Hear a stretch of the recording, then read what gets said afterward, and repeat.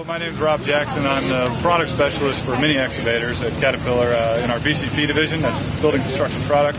I cover from what is now our 300.9 excavator, which is our smallest excavator, up to our 8-ton, which is a 308. So what I'll talk about today is 3 models.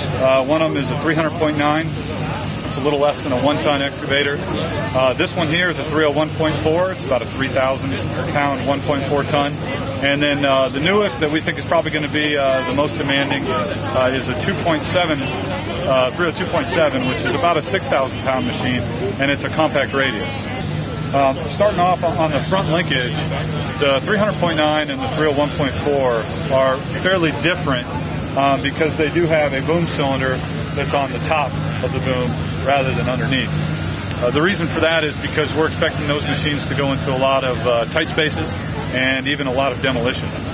So the machines are fully equipped with the hydraulic lines to run a hammer, and the little 300.9 machine was actually designed to be used with a hammer 50% or more of the time. And what we think a lot of those will go into indoor demolition, because both machines also have an expandable undercarriage. And the 300.9, for example, can shrink all the way down to 27 inches and can get you inside a standard doorway. This machine here, the 301.4, can shrink down to about 39 inches and can get you into a decent-sized gate into a backyard. The undercarriage is a standard feature that we have on the 2 smaller machines, but the 302.7 is fixed, and it's got a width of about 5 feet. We do use our own linkages, so the 301.4 actually has the same linkage as today's model, which is a 301.8. So in other words, it uses the same buckets and couplers as the 301.8.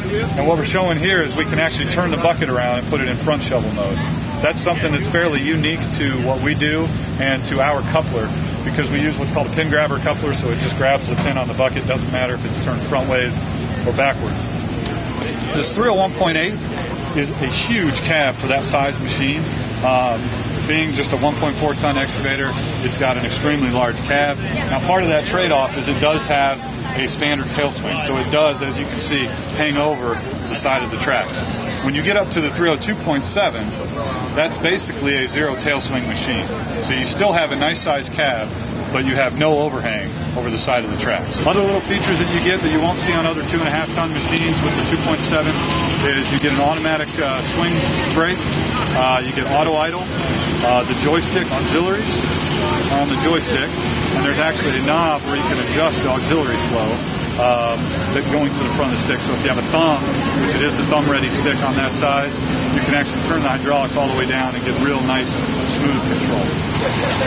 The canopy machine on the 1.4, one interesting thing or differentiator about it as well is it's got a dual entry cab. So you can actually get in or out on either side. Both the 301.4 and the 2.7 are load sensing hydraulic systems. You don't really see that on this size machine as much as you would the bigger excavators, but we do have extremely smooth controls on the 1.4 and the 2.7. They also both have control pattern changers, so you can change from excavator to backhoe controls. But on the 0.9, it's very simple controls, excavator only, and those do use mechanical link. That's pretty much it for the summary for the new less than 3-ton machines that we've got.